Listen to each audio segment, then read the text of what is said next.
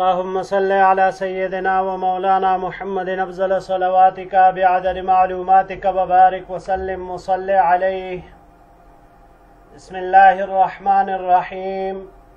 عزیز طلباء کرام، امید ہے انشاءاللہ العزیز آپ سب خیر و عافیت کے ساتھ ہوں گے. جامع السنن الترمذی جلد ثانی کے ابواب الدعوات عن رسول اللہ صلی اللہ علیہ وسلم کے مزید ابواب کے ساتھ اللہ جل شانہ کے فضل و کرم سے ایک مرتبہ پھر آپ حضرات کے خدمت میں حاضر ہونے کا موقع ملا. بحمد اللہ تعالی. عزیز طلباء کرام، آج ہمارا سبق نمبر 462 ہے، تو بڑھتے ہیں اپنے سبق کی طرف.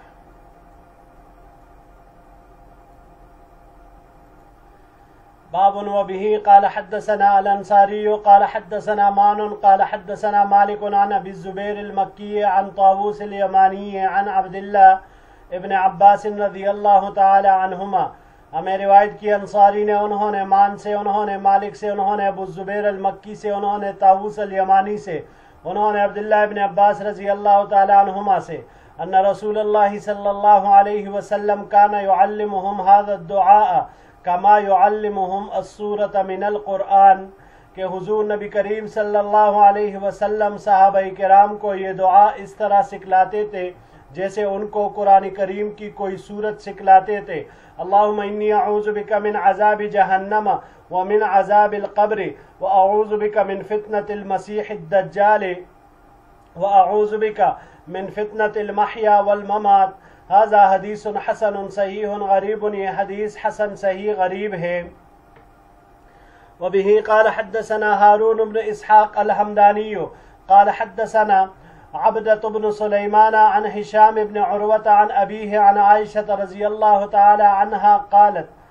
ہمیں روایت کی ہارون بن اسحاق الحمدانی نے، انہوں نے عبدة بن سلیمان سے، انہوں نے ہشام بن عروہ سے، انہوں نے اپنے والد عروہ سے، اور انہوں نے ام المؤمنین عائشہ صدیقہ رضی اللہ تعالی عنہا سے قالت، انہوں نے فرمایا کان رسول اللہ صلی اللہ علیہ وسلم یدعو بهؤلاء الکلمات،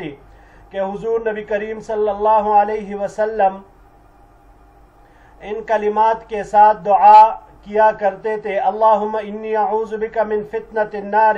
وعذاب النار وفتنة القبر وعذاب القبر ومن شر فتنة الغنى ومن شر فتنة الفقر ومن شر المسيح الدجال. اللهم اغسل خطاياي بماء الثلج والبرد وأنق قلبي من الخطايا كما أنقيت الثوب الأبيض من الدنس وباعد بيني وبين خطاياي كما باعدت بين المشرق والمغرب. اللهم إني أعوذ بك من الكسل والهرم والمأثم والمغرم. حضور نبی کریم صلی اللہ علیہ وسلم ان کلمات کے ساتھ دعا کیا کرتے تھے. اے اللہ، میں آپ کی پناہ چاہتا ہوں دوزخ کی آزمائش سے اور دوزخ کی عذاب سے، قبر کی آزمائش سے اور قبر کی عذاب سے، اور مالداری کی آزمائش کی برائی سے اور محتاجگی کی آزمائش کی برائی سے، اور مسیح دجال کی برائی سے. اے اللہ، میرے گناہ دھو دیجئے برف اور اولوں کے پانی سے، اور میرے دل کو خطاؤں سے صاف کر دیجئے جس طرح آپ سفید کپڑے کو داغ میل وغیرہ سے صاف کر دیتے ہیں، اور میرے اور میری خطاؤں کے درمیان فاصلہ کیجئے جس طرح آپ نے مشرق اور مغرب کے درمیان فاصلہ کر دیا ہے. اے اللہ، میں آپ کی پناہ چاہتا ہوں کاہلی سے، انتہائی درجے کے بڑھاپے سے، گناہ سے اور زیر باری سے. ھذا حدیث حسن صحیح. یہ حدیث حسن صحیح ہے. جی عزیز طلباء کرام، یہاں پر اس حدیث مبارک میں تھوڑے سے غور کی ضرورت ہے کہ دوسری روایت جو ام المؤمنین عائشہ صدیقہ رضی اللہ تعالی عنہا نے ذکر کی، اس میں آپ علیہ السلام نے ذکر فرمایا دعا میں، اللہم انی اعوذ بک من فتنة النار وعذاب النار. ایک فتنة النار ہے اور ایک عذاب النار ہے. پھر وفتنة القبر وعذاب القبر، فتنہ قبر الگ ہے اور عذاب قبر الگ ہے۔ تو دو چیزیں یہاں پر آئی، فتنہ نار اور عذاب نار، یا فتنہ جہنم اور عذاب جہنم اگر اس کو ہم کہیں تو یاد رکھیے گا عزیز طلباء کرام، فتنہ جہنم دنیا میں پیش آتا ہے کہ انسان جب گمراہی کا شکار ہو جاتا ہے اور وہ اس کا انکار کر دیتا ہے تو اس کا انکار اس کو گمراہیوں میں مبتلا کر دیتا ہے، اور پھر اس کے بعد یہ عذاب جہنم کا مستحق بنتا ہے آخرت کے اعتبار سے، یعنی آخرت میں اسے جہنم کے عذاب سے دوچار ہونا پڑتا ہے، دنیا میں صرف فتنہ جہنم کا شکار ہو جاتا ہے، گمراہی میں پھنس جاتا ہے۔ اسی طرح فتنہ قبر اور عذاب قبر یہ بھی دو الگ الگ چیزیں ہیں۔ اب فتنہ قبر کے بارے میں بخاری شریف کی ایک روایت ہے، حضرت اسماء بنت ابی بکر رضی اللہ تعالی عنہما، انکم تفتنون فی قبورکم مثل او قریبا من فتنة الدجال، قبر میں پہنچنے کے بعد ویسے ہی آزمائش پیش آئے گی جیسے دجال کے نکلنے کے بعد پیش آئے گی۔ قرآن کریم میں جو آیت کریمہ ہے یثبت اللہ الذین آمنوا، کہ اللہ تعالیٰ ایمان والوں کو جمائے رکھتے ہیں کلمہ طیبہ کی برکت سے دنیا اور آخرت میں۔ تو عزیز طلباء کرام یہاں پر مراد اس سے یہ ہے کہ قبر میں آزمائش پیش آئے گی، پھر اس آزمائش میں جو کامیاب ہوگا تو وہ عذاب قبر سے محفوظ ہوگا، لیکن خدا نخواستہ جو اس آزمائش میں فیل ہوگا، اس میں ناکام ہوگا تو پھر وہ عذاب قبر میں مبتلا ہوگا۔ تو ایک ہوا آزمائش قبر، فتنہ قبر، اور پھر اس کے بعد اس کے اوپر منحصر ہے عذاب قبر۔ تو دونوں الگ الگ چیزیں ہیں۔ اگلی سلائیڈ کی طرف بڑھتے ہیں جی۔ وبه قال حدثنا هارون قال حدثنا عبدة عن هشام بن عروة عن عباد بن عبد الله بن الزبير عن عائشة رضي الله تعالى عنها قالت سمعت رسول الله صلى الله عليه وسلم يقول عند وفاته اللهم اغفر لي وارحمني والحقني بالرفيق الاعلى، هذا حدیث حسن صحیح۔ ہمیں روایت کی ہارون نے، انہوں نے عبدہ سے، انہوں نے ہشام ابن عروہ سے، انہوں نے عباد ابن عبداللہ ابن زبیر سے، انہوں نے عائشہ رضی اللہ تعالی عنہا سے، انہوں نے کہا میں نے حضور نبی کریم صلی اللہ علیہ وسلم کو دنیا سے رخصتی کے وقت ان کو سنتے ہوئے فرمایا، اے اللہ میری بخشش فرما، مجھ پر مہربانی فرما، مجھ پر رحم فرما اور مجھے ملائے اعلیٰ میں شامل فرما۔ یہ حدیث حسن صحیح ہے۔ باب وبه قال حدثنا الانصاری قال حدثنا مان قال حدثنا مالک عن یحیی بن سعید عن محمد بن ابراہیم التیمی ان عائشہ رضی اللہ تعالی عنہا قالت، ہمیں روایت کی انصاری نے، انہوں نے مان سے، انہوں نے مالک سے، انہوں نے یحیی بن سعید سے، انہوں نے محمد بن ابراہیم التیمی سے، انہوں نے عائشہ صدیقہ رضی اللہ تعالی عنہا سے کہ انہوں نے فرمایا كنت نائمة الى جنب رسول اللہ صلی اللہ علیہ وسلم ففقدته من الليل فلمسته فوقع يدي على قدميه وهو ساجد وهو يقول اعوذ برضاك من سخطك وبمعافاتك من عقوبتك لا احصي ثناء عليك انت كما اثنيت على نفسك۔ میں رسول اللہ صلی اللہ علیہ وسلم کے پہلو میں سوئی ہوئی تھی، پس میں نے رات کو آپ علیہ السلام کو گم پایا، پس جب میں نے بستر ٹٹولا تو میرا ہاتھ آپ علیہ السلام کے دونوں پیروں پر پڑا، اس حال میں کہ آپ علیہ السلام سجدے میں تھے اور آپ علیہ السلام یہ کہہ رہے تھے، اے اللہ میں آپ کی خوشنودی کی پناہ چاہتا ہوں،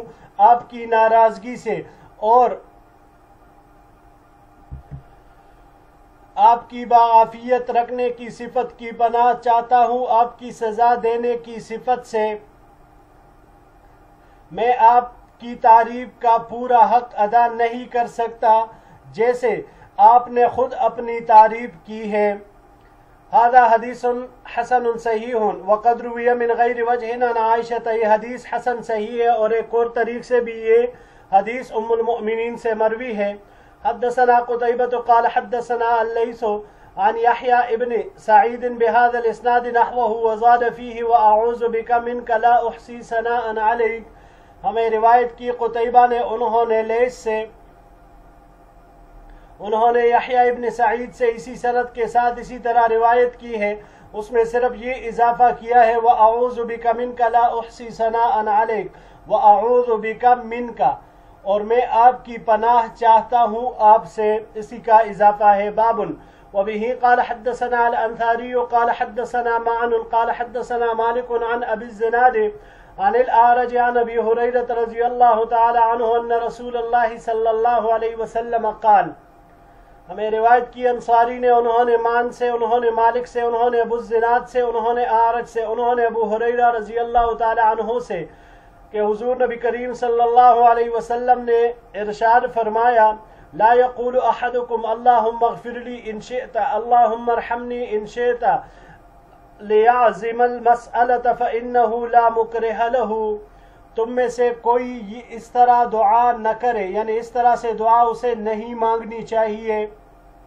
اے الہی میری مغفرت فرما اگر آپ چاہے، اور اے اللہ مجھ پر رحم فرما، مہربانی فرما اگر آپ چاہے، بلکہ اسے چاہیے کہ پختہ ارادے سے مانگے، کیونکہ اللہ پر کوئی بھی زور ڈالنے والا نہیں ہے۔ ھذا حدیث حسن صحیح، یہ حدیث حسن صحیح ہے۔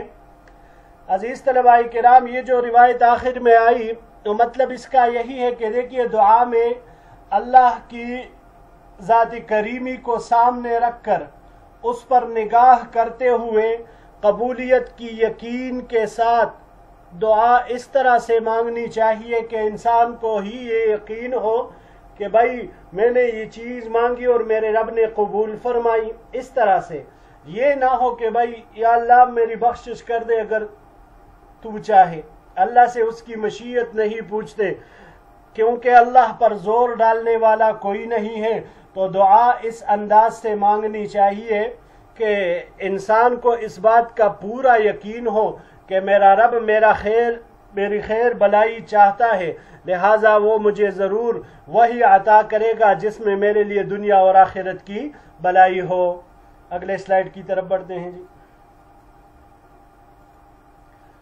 باب وبه قال حدثنا الانصاری قال حدثنا مان قال حدثنا مالک عن ابن شهاب عن ابی عبد الله الاغر وعن ابی سلمة بن عبد الرحمن عن ابی ہریرہ رضی اللہ تعالی عنہ ان رسول اللہ صلی اللہ علیہ وسلم قال۔ ہمیں روایت کی انصاری نے، انہوں نے مان سے، انہوں نے مالک سے، انہوں نے ابن شہاب سے، انہوں نے ابو عبداللہ الاغر سے، انہوں نے ابو سلمہ ابن عبد الرحمن سے، انہوں نے ابو ہریرہ رضی اللہ تعالی عنہ سے کہ حضور نبی کریم صلی اللہ علیہ وسلم نے ارشاد فرمایا ینزل ربنا کل لیلۃ الی السماء الدنیا حتی یبقى ثلث اللیل الآخر فيقول من يدعوني فأستجيب له من يسألني فأعطيه ومن يستغفرني فأغفر له۔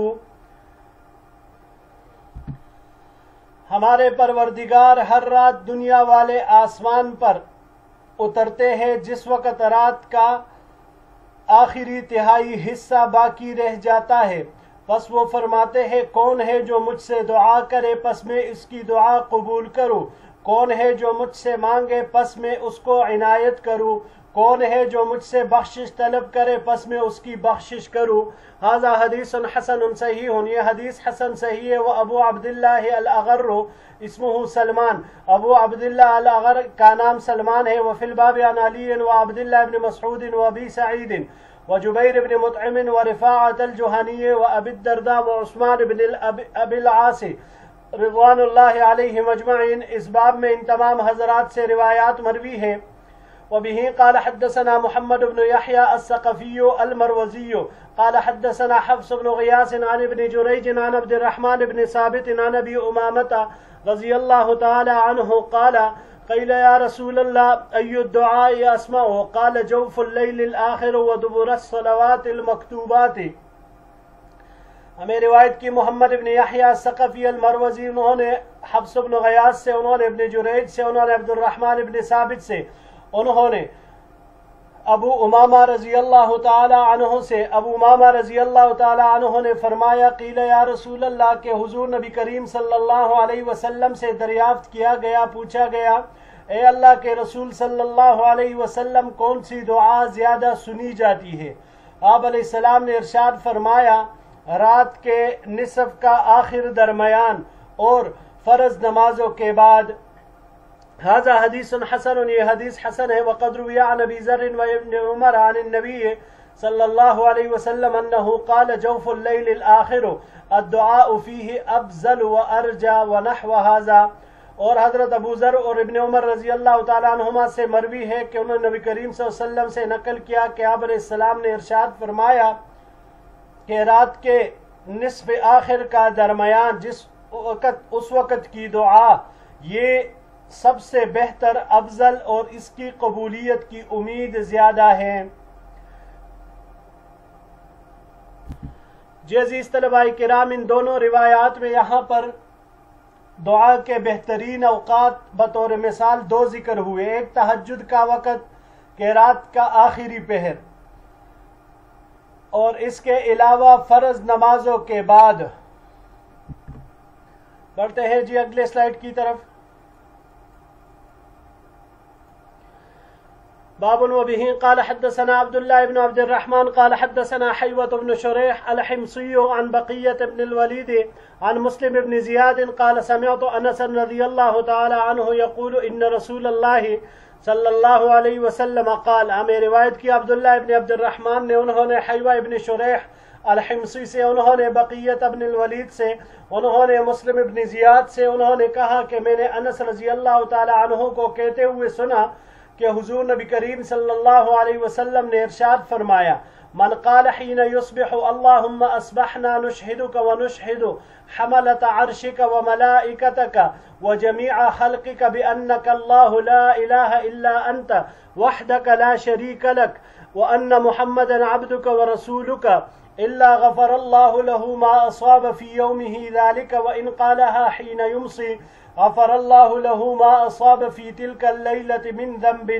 هذا حدیث غریب،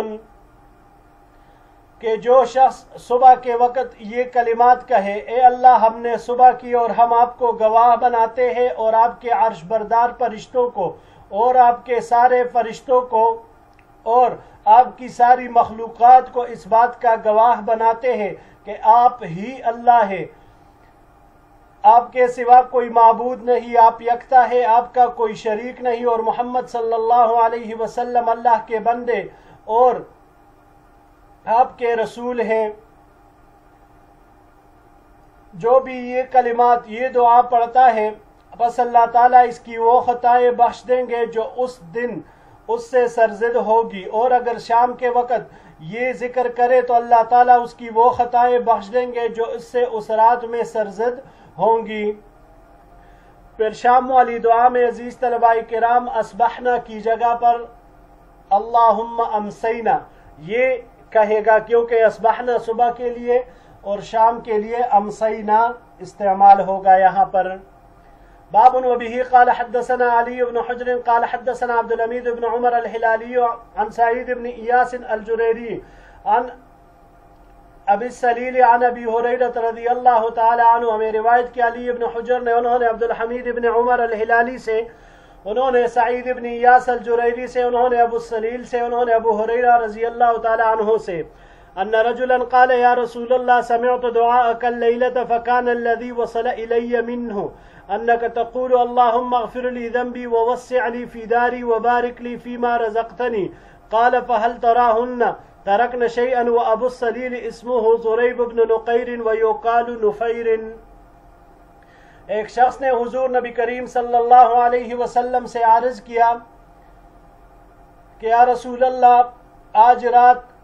میں نے آپ کی دعا سنی، پس جو اس میں سے مجھے پہنچی یعنی میں نے محفوظ کی تھی وہ یہ کہ آپ نے فرمایا اللہم اغفر لی ذنبی، اے اللہ میرے لیے میرے گناہ بخش دے اور میرے لیے میرے گھر میں وسعت پیدا فرما اور میرے لیے اس رزق میں برکت فرما جو آپ نے مجھے دیا ہے۔ قال فہل تراہن ترکن شیئا، حضور نبی کریم صلی اللہ علیہ وسلم نے ان کو فرمایا کہ پس کیا دیکھتا ہے تو ان دعاؤں کو کہ اس نے چھوڑا ہے کوئی چیز، یعنی ایسی جامع الفاظ اور ایسی جامع دعا کہ کوئی بھی چیز اس نے چھوڑی نہیں۔ وابو السلیل، ان کا نام زریب ابن نقیر اور یا نفیر کہا گیا ہے۔ ھذا حدیث غریب، یہ حدیث غریب ہے۔ آخری سلائیڈ کی طرف بڑھتے ہیں جی۔ باب وبه قال حدثنا علي بن حجر قال حدثنا ابن المبارك قال حدثنا يحيى بن أيوب عن عبيد الله بن زحر عن خالد بن أبي عمران أن ابن عمر رضی اللہ تعالی عنہما قال، ہمیں روایت کی علی ابن حجر نے، انہوں نے ابن المبارک سے، انہوں نے یحییٰ ابن ایوب سے، انہوں نے عبید اللہ ابن زحر سے، انہوں نے خالد ابن ابو عمران سے، انہوں نے ابن عمر رضی اللہ تعالی عنہما سے، انہوں نے فرمایا قلما كان رسول الله صلی اللہ علیہ وسلم يقوم من مجلس حتى يدعو بهؤلاء الكلمات لأصحابه،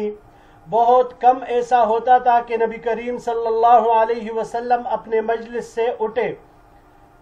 یہاں تک کہ آپ صلی اللہ علیہ وسلم درذیل کلمات سے اپنے اصحاب کے لیے دعا فرماتے تھے۔ اللہم اقسم لنا من خشیتک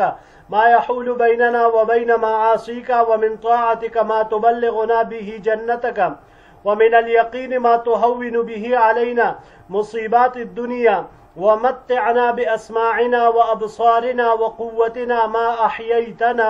واجعله الوارث منا واجعل ثأرنا على من ظلمنا وانصرنا على من عادانا ولا تجعل مصيبتنا في ديننا ولا تجعل الدنيا أكبر همنا ولا مبلغ علمنا ولا تسلط علينا من لا يرحمنا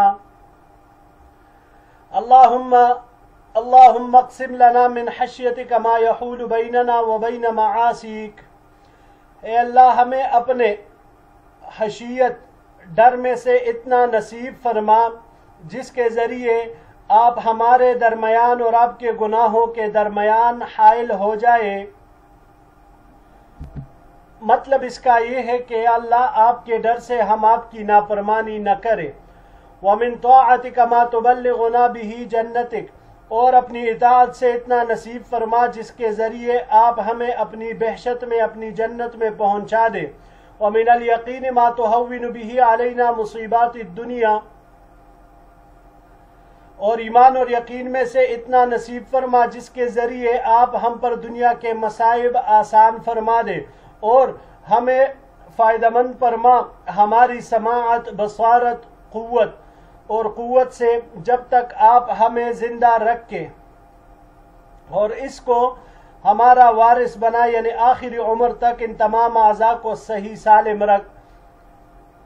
اور ہمارا بدلہ اس پر ڈال دے جس نے ہم پر ظلم کیا،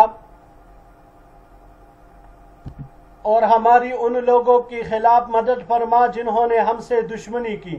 وَلَا تَجْعَلْ مُصِيبَتَنَا فِي دِينِنَا، اور ہماری مصیبت ہمارے دین میں نہ گردان، اور دنیا کو ہماری بڑی فکر اور ہمارے علم کا منتہا نہ بنا۔ وَلَا مَبْلَغَ عِلْمِنَا منتہا علم نہ بنا۔ وَلَا تُسَلِّطْ عَلَيْنَا مَن لَا يَرْحَمُنَا، اور اے مولا ہم پر اس شخص کو مسلط نہ فرما جو ہم پر رحم نہ کرے۔ ھذا حدیث حسن غریب، یہ حدیث حسن غریب ہے۔ وقد روا بعضهم هذا الحديث عن خالد بن ابی عمران عن نافع عن ابن عمر، اور روایت کیے بعض حضرات نے اس حدیث کو خالد بن ابو عمران سے، انہوں نے نافع سے، انہوں نے ابن عمر رضی اللہ تعالی عنہما سے۔ وبه قال حدثنا محمد بن بشار قال حدثنا ابو عاصم قال حدثنا عثمان الشحام قال حدثنا مسلم بن ابی بکرۃ قال سمعنی ابی وانا اقول، ہمیں روایت کی محمد بن بشار نے، انہوں نے ابو عاصم سے، انہوں نے عثمان الشحام سے، انہوں نے روایت کی مسلم ابن ابی بکرہ سے، انہوں نے کہا کہ مجھے میرے والد نے سنا کہ میں کہہ رہا تھا اللہم انی اعوذ بک من الہم والکسل وعذاب القبر۔ قال یا بنی ممن سمعت ھذا، انہوں نے مجھ سے پوچھا میرے بیٹے تم نے کس سے یہ سنا ہے؟ قلت سمعتک تقولہن، میں نے کہا میں نے آپ کو کہتے ہوئے سنا ہے۔ قال الزمہن فإني سمعت رسول اللہ صلی اللہ علیہ وسلم یقولہن،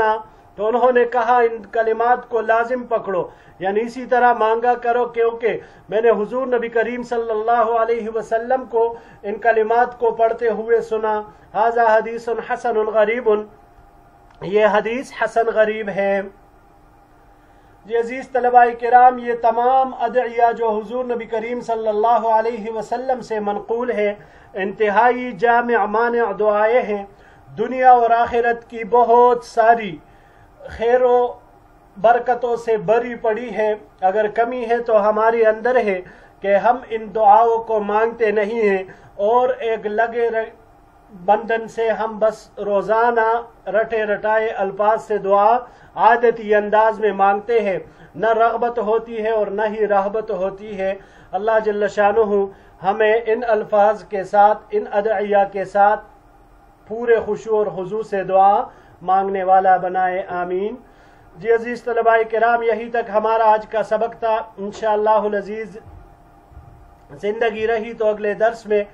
نئے باب کے ساتھ پھر آپ کی خدمت میں حاضر ہوں گے۔ السلام علیکم ورحمۃ اللہ وبرکاتہ۔